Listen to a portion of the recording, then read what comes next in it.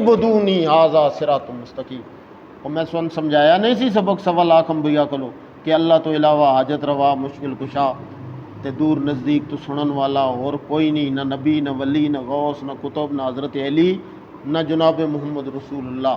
اور جڑا دنیا تو چلا جاوے وہ کسے دی نہ سلام سندا تے نہ کلام سندا، قیامت دی صبح تک روح ایک دفعہ بدن سے چلی جائے قیامت کی صبح تک واپس آ سکتی نہیں۔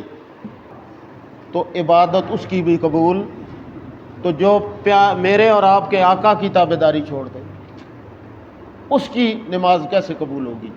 اس کی شادی صحیح شادی شرعی شادی کیسے کہلائے گی جس میں ہم نے سارے اللہ اور اس کے رسول کی نافرمانیاں کی ہیں؟ میں تو سمجھتا ہوں وہ نکاح بھی کوئی نہیں، وہ شادی بھی کوئی نہیں، کیونکہ اس میں پیارے پیغمبر کا طریقہ شامل۔ وہ عمل اللہ کے ہاں قبول ہوگا جس پہ محمد رسول اللہ کی سنت کی مہر لگی ہوگی۔ یہ سوچنے کی بات ہے۔ ہم صرف نماز میں دیکھتے ہیں جی مسواک سنت ہے، وہ بے شک سنت ہے، داڑھی سنت ہے، بے شک سنت ہے، لیکن صرف اس سے کام نہیں بنے گا۔ سارے کاموں میں پیارے پیغمبر صلی اللہ علیہ وسلم کی تابعداری کرنی پڑے گی۔ وہ تاجر ہے پھر بھی، وہ کسان ہے پھر بھی، وہ دکاندار ہے پھر بھی، وہ مسجد کا امام ہے پھر بھی، وہ مقتدی ہے پھر بھی، اس میں کسی کی تفریق نہیں ہے۔ اور جب بندے اختلاف کے اندر آ جائیں گے تو رب تعالیٰ فرماتے ہیں پھر ان کی کوئی، وہ کس کے مستحق ہیں؟ عذاب کے۔ وہ تو اس تعریف ہی سے نکل گئے کیونکہ انہوں نے کیا کیا ہے؟ اختلاف۔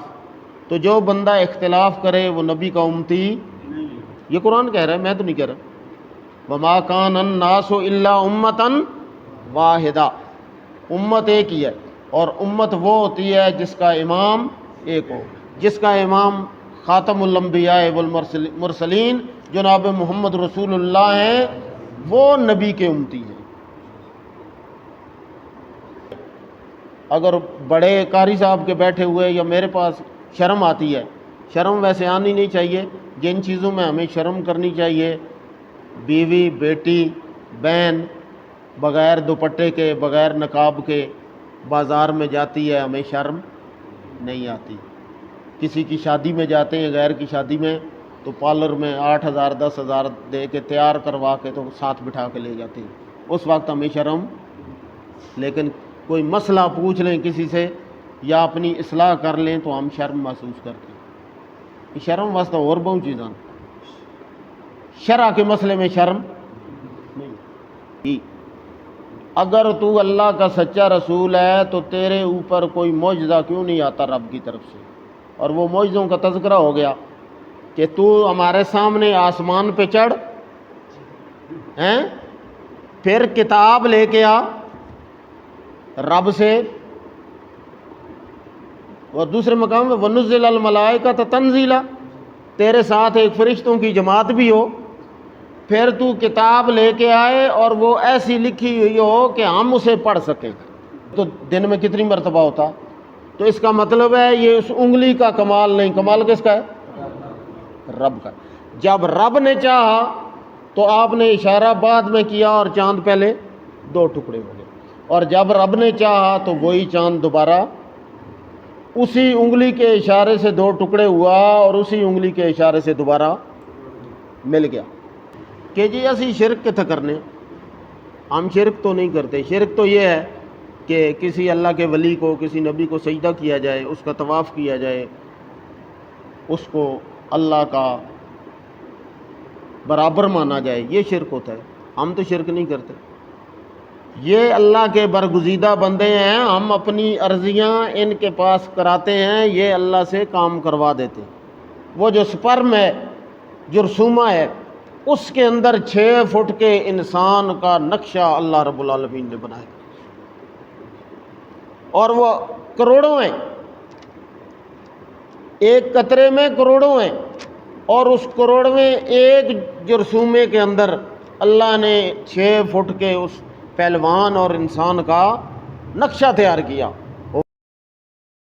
اعوذ باللہ من الشیطان الرجیم بسم اللہ الرحمن الرحیم وما كان الناس الا امة واحدة فاختلفوا ولولا كلمة سبقت من ربك لقضي بينهم فيما فيه يختلفون ويقولون لولا انزل عليه آية من ربه فقل انما الغیب للہ فانتظروا انی معکم من المنتظرین صدق اللہ مولانا العظیم وما کان الناس، اور شروع سے انسان تھے، سارے انسان تھے، الا امتم واحدتن، ایک امت۔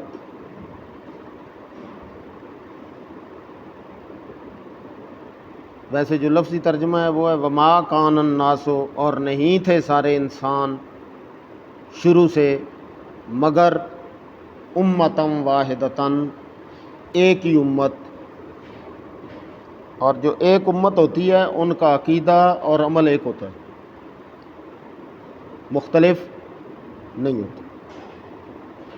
اذان بھی ایک، نماز بھی ایک، روزہ بھی ایک، زکوٰۃ بھی ایک، ان کے سارے نظریات اور عمل مختلف نہیں ہوتے۔ وہ ہوتی ہے امت۔ وہ کیا ہوتی ہے؟ امت۔ تو جو اختلاف کر لے وہ امتی نہیں رہتا۔ ٹھیک ہے، یہ مقصودی ترجمہ آپ کو سمجھا رہا ہوں۔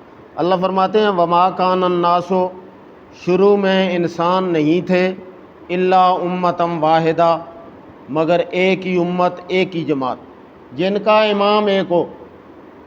بات سمجھ آئی؟ امام ہی سے امت، وہ جماعت جس کا امام ایک، اس کو کیا کہتے ہیں؟ امت۔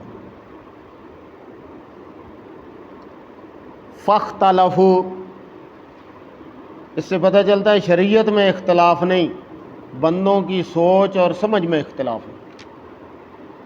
اختلاف کب آتا ہے؟ جب انسان اپنی خواہشات اور اپنا عقل استعمال کرے۔ شریعت میں اپنا عقل استعمال نہیں۔ فاختلفوا، لوگوں نے اختلاف کیا، کس کے ساتھ؟ اللہ اور اس کے رسول کے ساتھ۔ ولولا کلمۃ، یہ جرم اتنا بڑا ہے، یہ کسی M N A M P A کے ساتھ، کسی مسجد کے امام کے ساتھ اختلاف نہیں۔ کس کے ساتھ اختلاف ہے؟ کائنات کے بادشاہ کے ساتھ اور اس کے بھیجے ہوئے پیغمبر کے ساتھ۔ چھوٹا سا کوئی بندہ ہو اور اس کے پاس تھوڑی سی طاقت آ جائے، کوئی ایم این اے، کوئی ایم پی اے، کوئی اے سی ڈی سی بن جائے، تو اس کی طاقت کا اندازہ نہیں۔ اور بندہ دشمنی اور اختلاف کرے، مخالفت شروع کر دے اللہ کی، کائنات کے بادشاہ کی اور وقت کے پیغمبر کی، تو جرم اتنا بڑا ہے۔ رب تعالیٰ فرماتے ہیں وَلَوْلَا كَلِمَةٌ سَبَقَتْ مِن رَبِّكَ، اگر تیرے رب نے یہ پہلے قانون نہ بنا دیا ہوتا، یہ فیصلہ نہ کر لیا ہوتا، لَقُضِيَ بَيْنَهُمْ، تو ہم کب کا ان کے درمیان فیصلہ کر دیتے۔ فیما فیہ یختلفون، جو یہ اختلاف کر رہے ہیں اس کا نتیجہ ہم دنیا ہی میں انہیں بتلا دیتے۔ جو نماز نہ پڑھتا اسے اسی وقت تباہ کر دیتے، اس کے گھر کو آگ لگا دیتے۔ جو روزہ نہ رکھتا اس پہ فالج کا اٹیک ہو جاتا، یا آسمان سے کوئی بجلی گرتی اور وہ تباہ اور برباد ہو جاتا۔ جو بدکاری کرتا ہم اس کا گھر تباہ کر دیتے۔ لیکن یہ دنیا ہم نے اس کے لیے رکھی، یہ ہم نے طے کر رکھا ہے کہ ہم نے آخرت میں فیصلہ کرنا ہے۔ وَيَقُولُونَ، اتنا بڑا جرم ہے کہ رب کو مشورے دے رہے ہیں، اپنی رائے کا اظہار کر رہے ہیں۔ کیا کر رہے ہیں؟ لولا انزل علیہ آیۃ من ربہ، اگر تو اللہ کا سچا رسول ہے تو تیرے اوپر کوئی معجزہ کیوں نہیں آتا رب کی طرف سے؟ اور وہ معجزوں کا تذکرہ ہو گیا کہ تو ہمارے سامنے آسمان پہ چڑھ ہیں، پھر کتاب لے کے آ رب سے، اور دوسرے مقام میں وَنُزِّلَ الْمَلَائِکَةَ تَنزِیلًا، تیرے ساتھ ایک فرشتوں کی جماعت بھی ہو، پھر تو کتاب لے کے آئے اور وہ ایسی لکھی ہوئی ہو کہ ہم اسے پڑھ سکیں،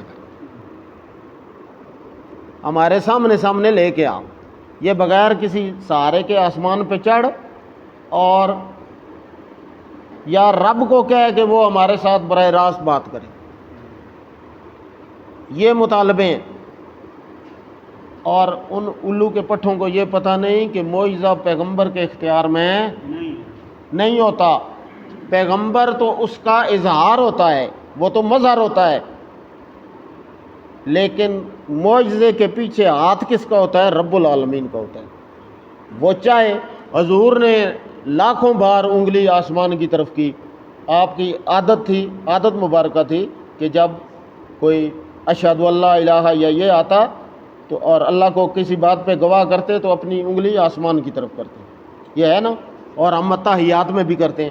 تو ہر نماز کی 2 رکعت میں یا 3 رکعت میں یا 4 اخیر جو درمیان والا قاعدہ ہے یا آخری قاعدہ ہے، اس میں اشہد اللہ الہ انگلی اوپر کرتے نہیں کرتے؟ تو چاند 2 ٹکڑے ہوئے ہر دفعہ، ہر روز، پھر تو دن میں کتنی مرتبہ ہوتا؟ تو اس کا مطلب ہے یہ اس انگلی کا کمال نہیں، کمال کس کا ہے؟ رب کا۔ جب رب نے چاہا تو آپ نے اشارہ بعد میں کیا اور چاند پہلے 2 ٹکڑے ہو گئے، اور جب رب نے چاہا تو وہی چاند دوبارہ اسی انگلی کے اشارے سے 2 ٹکڑے ہوا اور اسی انگلی کے اشارے سے دوبارہ مل گیا۔ تو اس سے پتہ چلا کہ اختیار نبی کے پاس نہیں، سارے اختیارات کا مالک کون ہے؟ اللہ۔ اور وہ کہتے ہیں جی کہ معجزہ لے کے آئے، فَقُلْ إِنَّمَا الْغَيْبُ لِلَّهِ، یہ غیب کے کام، معجزے لانا، وحی لانا، یہ شریعت کے احکامات بتلانا، یہ فرشتوں کا آنا، یہ جنت دوزخ کا نظام، یہ عذاب ثواب کا نظام، یہ قبر کا نظام، یہ برزخ کا نظام، یہ سارے رب کے اختیار میں، یہ غیب کی باتیں ہیں، اور غیب جاننے والا کون ہے؟ اللہ۔ اب کیا ہے؟ فَانْتَظِرُوا، انتظار کرو اس دن کا۔ کس دن کا؟ جس دن رب نے فیصلہ کرنا ہے۔ اب دنیا میں فیصلہ نہیں، انی معاکم من المنتظرین، میں بھی انتظار میں ہوں کہ رب کیسا فیصلہ کرے گا، اور یقیناً رب حق کا فیصلہ کرے گا۔ قل ای وربی انہ لحق، رب تعالیٰ کی ذات خود بھی حق ہے اور وہ فیصلہ بھی حق کا کرے گی۔ وَإِذَا، یہ دونوں ہو گئی نا۔ اب اختلاف کیا ہے نبی کے ساتھ ان کا؟ وہ پیچھے گزر چکا ہے۔ یہ جو چور مشرک ہے یہ کیا کہتا ہے کہ جی اسی شرک کتے کرنے، ہم شرک تو نہیں کرتے۔ شرک تو یہ ہے کہ کسی اللہ کے ولی کو، کسی نبی کو سجدہ کیا جائے، اس کا طواف کیا جائے، اس کو اللہ کا برابر مانا جائے، یہ شرک ہوتا ہے۔ ہم تو شرک نہیں کرتے، یہ اللہ کے برگزیدہ بندے ہیں، ہم اپنی عرضیاں ان کے پاس کراتے ہیں، یہ اللہ سے کام کروا دیتے ہیں، ہم ان سے درخواست کرتے ہیں اور یہ رب سے کام کروا دیتے ہیں۔ ہؤلاء شفاعنا عند اللہ، رب تعالیٰ نے فرمایا یہی اختلاف ہے نا۔ پیغمبروں کی بات دعویٰ کیا ہے؟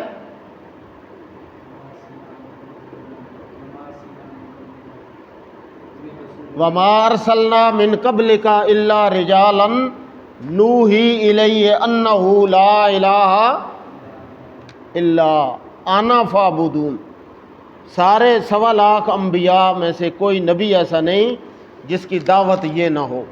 نبیوں کی دعوت یہ تھی کہ ہر وقت ہر ایک کے کام کرنے والا کون ہے؟ اللہ۔ دور اور نزدیک سے ہر وقت بغیر اسباب کے سننے اور جاننے والا کون ہے؟ اللہ۔ دیکھنے والا کون ہے؟ اللہ۔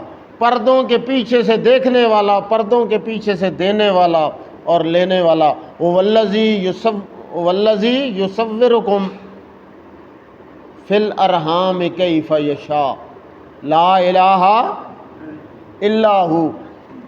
وہ تیری ماں کے پیٹ کے اندھیری کوٹھڑیوں میں تیری زندگی کے، تیرے کان، ناک، ہاتھ، آنکھوں کے نقشے بنانے والا کون؟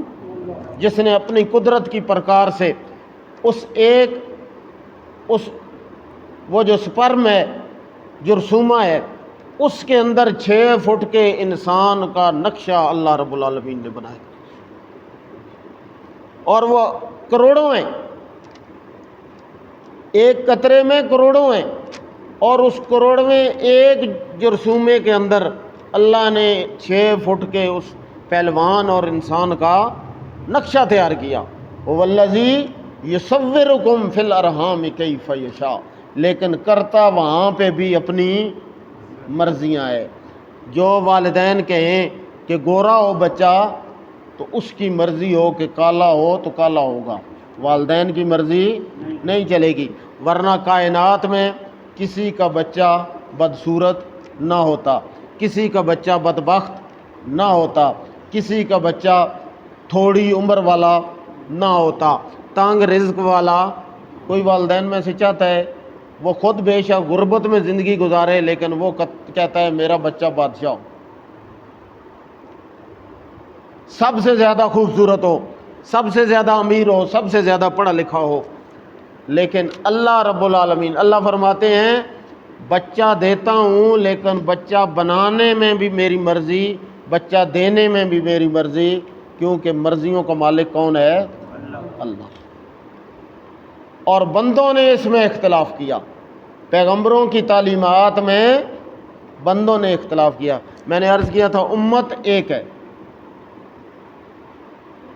وَجَعَلْنَاكُمْ أُمَّةً، دوسرے مقام پہ ہے وَجَعَلْنَاكُمْ أُمَّةً وَاحِدَةً، اور پھر فرمایا كُنْتُمْ أُمَّةً وَسَطًا لِتَكُونُوا شُهَدَاءَ، درمیانی امت، درمیان والی امت، اور اللہ نے آپ کو امت بنایا۔ تو امت وہ جماعت جس کا امام اور قائد ایک ہو، اور جو قائد اور آگ جناب محمد رسول اللہ کا مانتے ہیں وہ نبی کے امتی ہے۔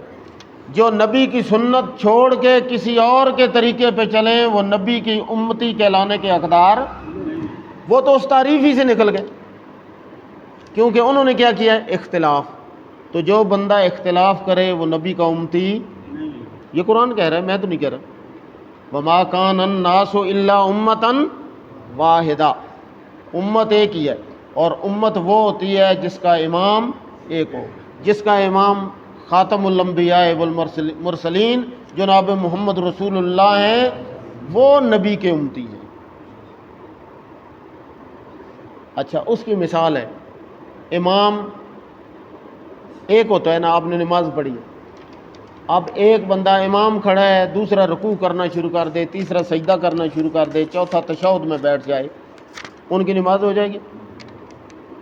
یار اسی امام کے پیچھے کھڑے ہیں۔ مثال سمجھا رہا ہوں، یہ جو 14ویں صدی کا گیا گزرا امام ہے، جس کو سیدھا قرآن بھی پڑھنا نہیں آتا، تقویٰ بھی اس کے پاس کوئی نہیں، علم بھی اس کے پاس کوئی نہیں، اور وہ 15-16 سال کا بمشکل بالغ بچہ ہے، وہ بچہ ہے، پیچھے بڑا شیخ الحدیث ہے، قرآن کو جاننے والا ہے، صاحب تقویٰ بندہ کھڑا ہے، اور وہ امام کھڑا ہو کے پڑھ رہا ہے اور وہ رکوع شروع کر دے، نماز ہو جائے گی نا؟ یار نماز نہیں ہوندی تو پھر ساڑی قربانیاں کس طرح ہوندی ہیں؟ ساڑی شادی کس طرح ہوندی ہے؟ ساڑی فوتگی کس طرح ہوندی ہے؟ او جی زنانی نہیں مندی، کیا کریے جی؟ بچے نہیں مندے تو اور جی ٹول نہ ہون تو پھر ہون کے کریے جی؟ وین کریے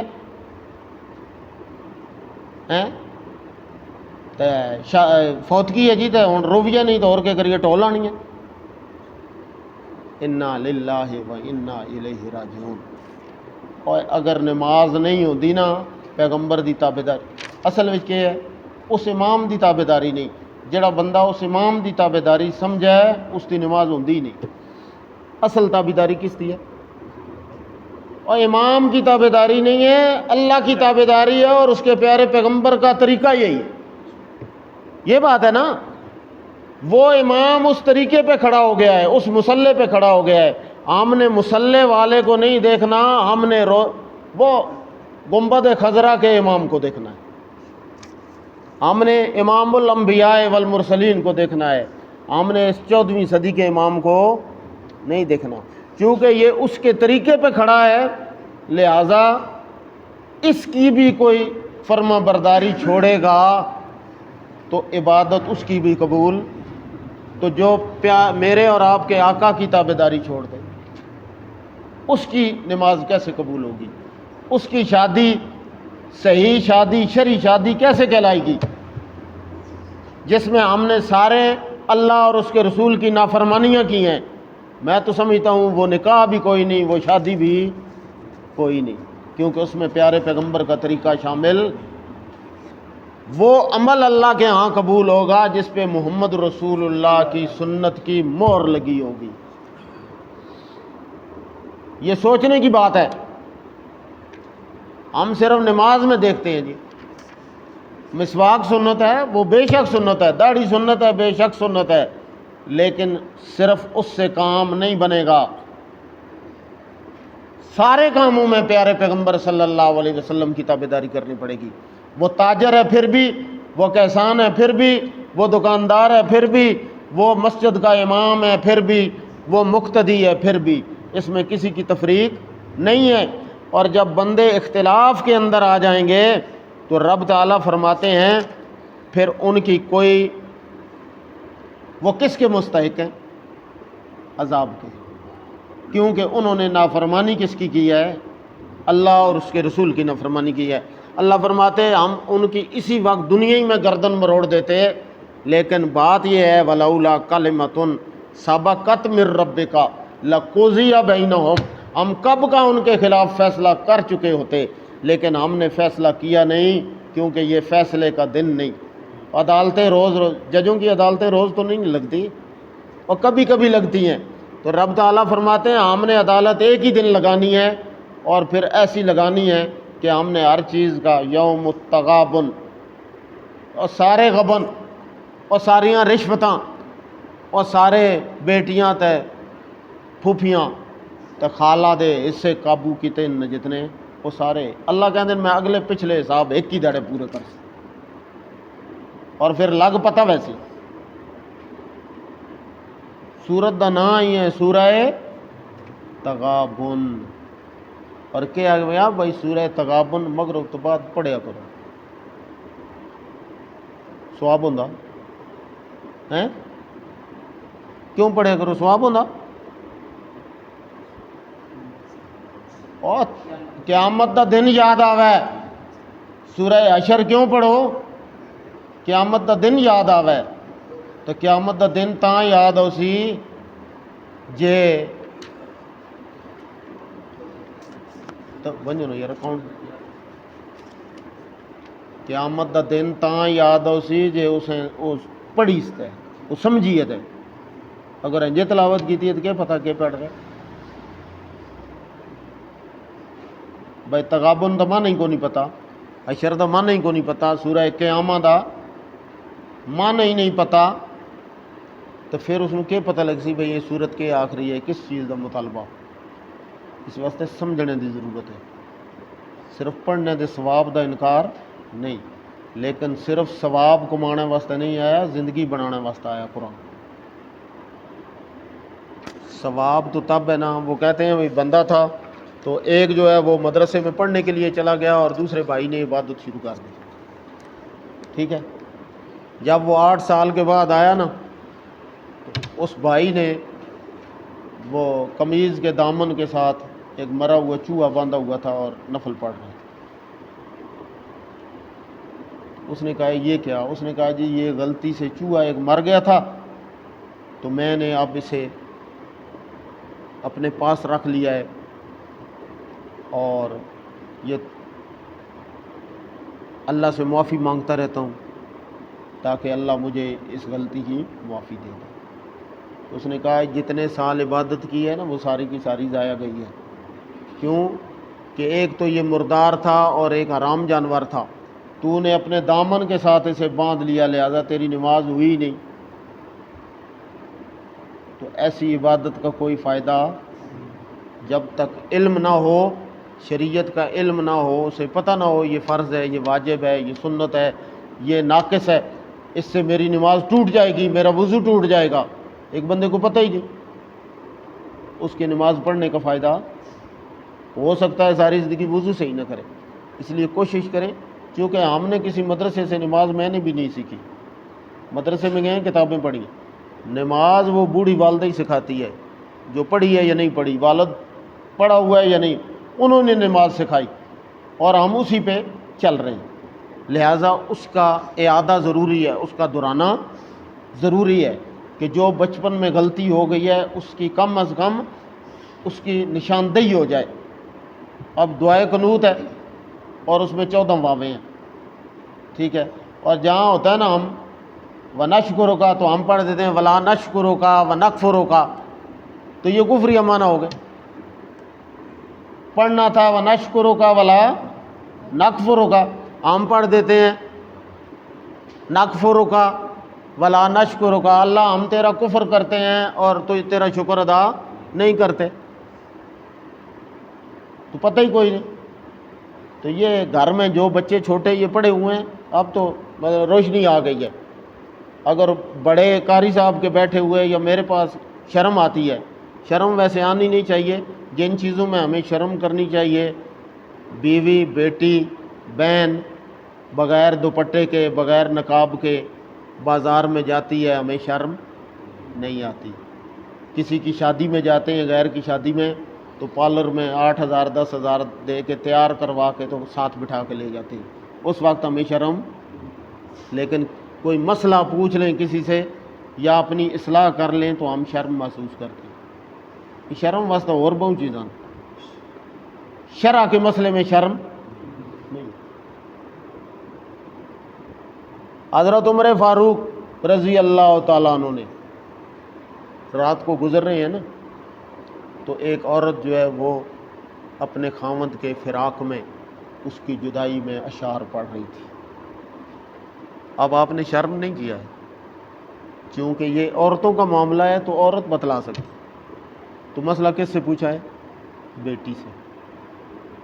کس سے؟ اس سے پوچھا ہے بھائی عورت خاوند کے بغیر کتنا عرصہ رہ سکتی ہے؟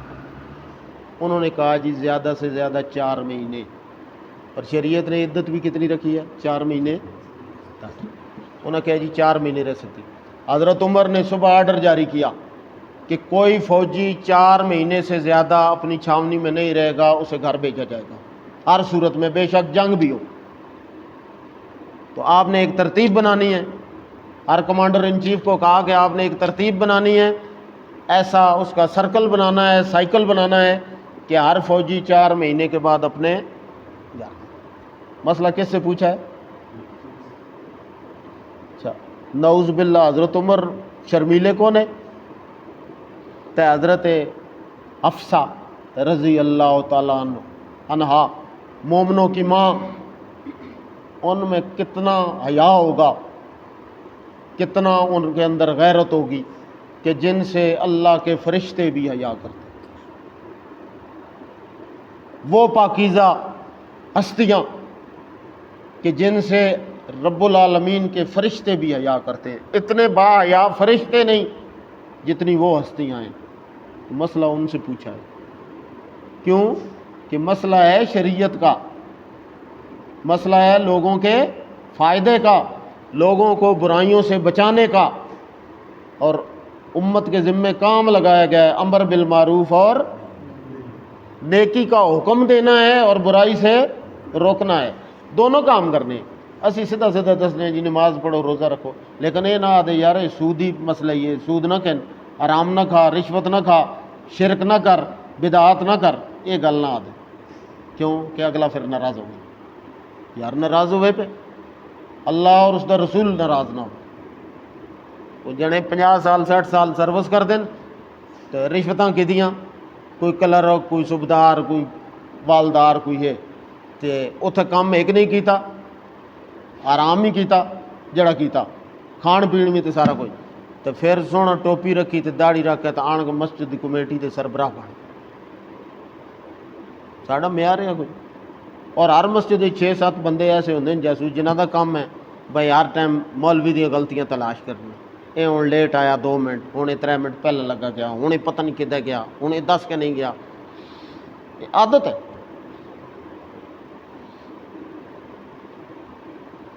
تائیں پھر مسجدوں کا نظام بھی تک ہماری مجموعی طور پہ یہ جو قوم ہے بگڑی ہوئی قوم۔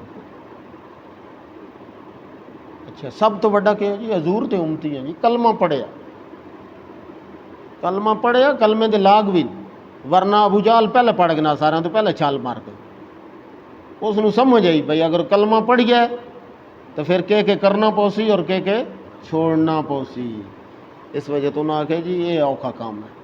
باقی سارے ابو طالب بھی کیا آخیا جی پتیجے پتہ تو آکھتے ہیں لیکن ایک ایسن جی ڈر گیا ہیں، پیو دادے دا دین چھوڑ دیتا، وہ پیو دادے لج نہ لانا چاہتے، اسی بھی آنے جی یہ کام یہ تو شریعت کے خلاف ہے لیکن کیا کریے جی، ہوں پیو دادے دی ایک رسم ریت چلتی ہے پی، ہوں چلیس میں چوتھے پتہ بھائی یہ ناجائز نو، لیکن تک انہوں جی ساری زندگی لوگوں کو لکھا دے تو ہوں کھوانے تین مجبوریاں۔ اللہ کے دین کے لیے کوئی مجبوری نہیں ہے، جس نے اللہ اور اس کے رسول کی مخالفت کی اس کی ہلاکت یقینی ہے، وہ نہیں بچ سکتا۔ ہاں وہ اپنا کوئی کرم کر دے لیکن وہ اس کی مرضی ہے نا، وہ تو چانس ہے، وہ کہہ دینا جی چانس ہے، تو جی اگلا چانس نہ دے تو پھر اب تو کہتے ہیں کہ مر جائیں گے، گھر مر کے بھی چین نہ پایا تو کدھر جائیں گے، پھر قبریں جو نکل کے پھر کدھر ویسی۔ اگر وہاں پہ نہ ہوئی حضور کی شفاعت پھر کیا کریں گے؟ سوچنا تو یہ ہے۔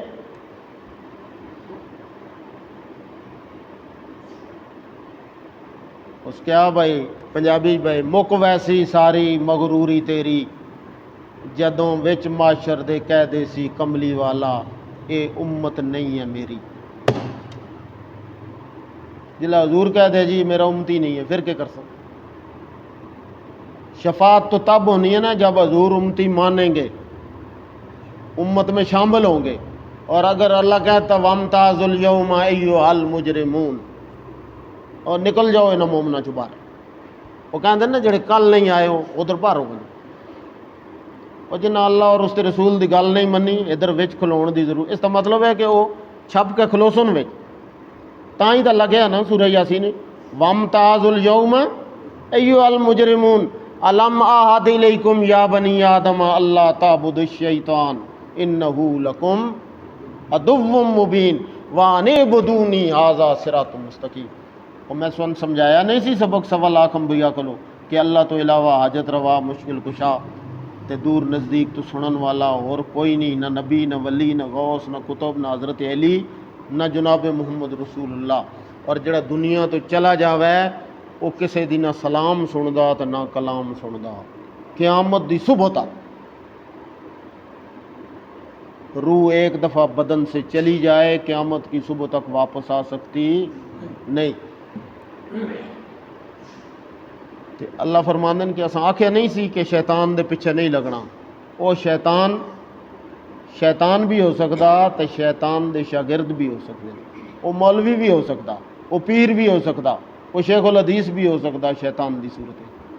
بندے بڑی اچھی گل کی تھی، میں نے کہا کافی لمبا ہو گیا بھائی، وہ کہندا ہے لفظ دشمن جو ہے نا، لفظ دشمن اسی میں انسان کے 4 دشمن ہیں جو اسے جہنم میں لے کے جائیں گے۔ دال سے دنیا، سب سے بڑا دشمن انسان کا یہ دنیا ہے، بڑے کام ہیں جو نہیں کرنے کا دل ہوتا اور پتہ ہوتا ہے یہ اللہ اور اس کے رسول کی کیا کریے جی دنیا داری ہے، وہ میں نے پیو دے جنازے تے آیا لہذا میں اس تے پیو دے جنازے تے جانا، وہ مہنی شادی چ آیا لہذا میں اس کی شادی جانا، وہ 40.5 تے آیا لہذا اساں اس کے 40 جانا، یہ دنیا داری تے۔ نمبر 2 شین، شین تو شیطان، کچھ کم بندہ کرنا نہیں چاہتا ہوتا، شیطان شارٹ کٹ دستا، اور پھر وہ مولوی دی شکل وچ اسی بھائی 3 طلاقاں دتیاں تو بعد ہوں کوئی کام نہیں پہ چلتا، ہوں اہل حدیثوں کو لگا بس وہ آخسوں جی 3 ایک نے لہٰذا چلے کم چل گیا، ٹھیک ہے، یعنی کسی طریقے نال شیطان اسے طریقہ دستا، وہ مولوی دی صورت وچ، وہ شیخ الحدیث دی صورت وچ اسے تعویل دسی۔ نمبر 3 میم مال، انما اموالکم و اولادکم فتنہ، مال دے پیچھے بندہ رب نوں بھول ویندا، رسول نوں بھول آدھا جی آن دیو کسی طریقے نال، لاکھ ہویا تو 10 ہوئے، 10 کنال ہے تو 20 ہو گئے، 20 ہے تو 50 ہوئے، 1 بیگھو ہوئی تو 2 ہون، 2 ہون تو 4 ہون، اس تو ہوتا ہے اگاں جا رہا، حل من مزید۔ اور چوتھا نون،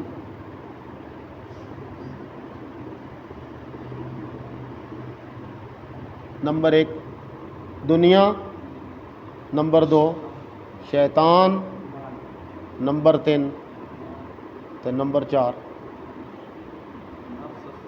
نفس، انسان دا افرائیت من اتخذ الہہ ہوا فاضلہ اللہ علی علم، اللہ فرماندے آپ نے کبھی وہ بندہ بھی دیکھا ہے جو اپنے نفس کی عبادت کرے، اس کو الہ سمجھے؟ کئی بندے آتے ہیں جی بندہ قتل ہو جائے، 10 بندے قتل ہو جائے، لیکن ساڈا کام یہ ہونا چاہیے بھائی ساری خواہش ہے، سارے کو یہ گڈی ہونی چاہیے، پاویں پیسے جتوں ہون، راتی بینک لوٹنا پاؤ، یہ خواہش پوری ہونی چاہیے۔ انسان کا نفس یہ اس کا دشمن ہے، اس لیے فرمایا قو انفسکم و اہلیکم نارا، سب تو پہلے اپنے آپ نو نصیحت کرنی، تبلیغ سب تو پہلے کتوں شروع کرنی ہے؟ اپنے آپ۔ اللہ پردے دا حکم دیتا تو کہ فرمایا یا ایھا النبی قل للمؤمنین،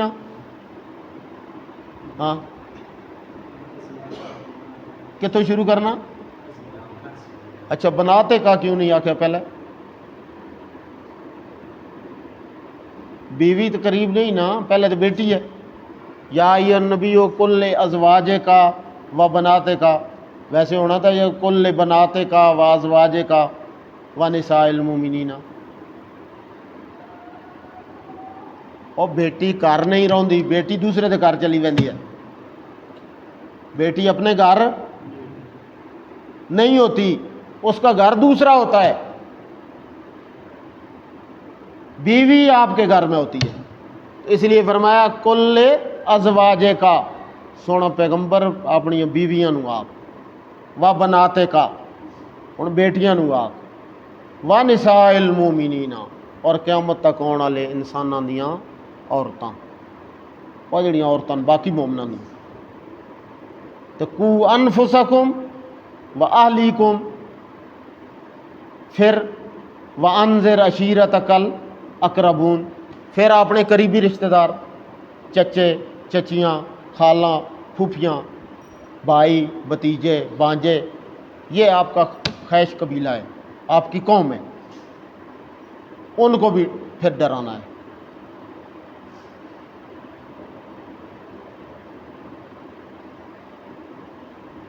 وَإِذَا رَجَعُوا إِلَيْهِمْ،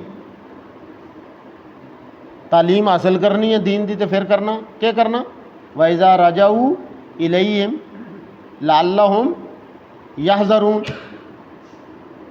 پھر اپنی اس قوم وچ واپس آنا تو انہوں نے آن کے ڈرانا، تاکہ وہ بھی اللہ کو ڈر کے تو اس عذاب تو بچ جائے۔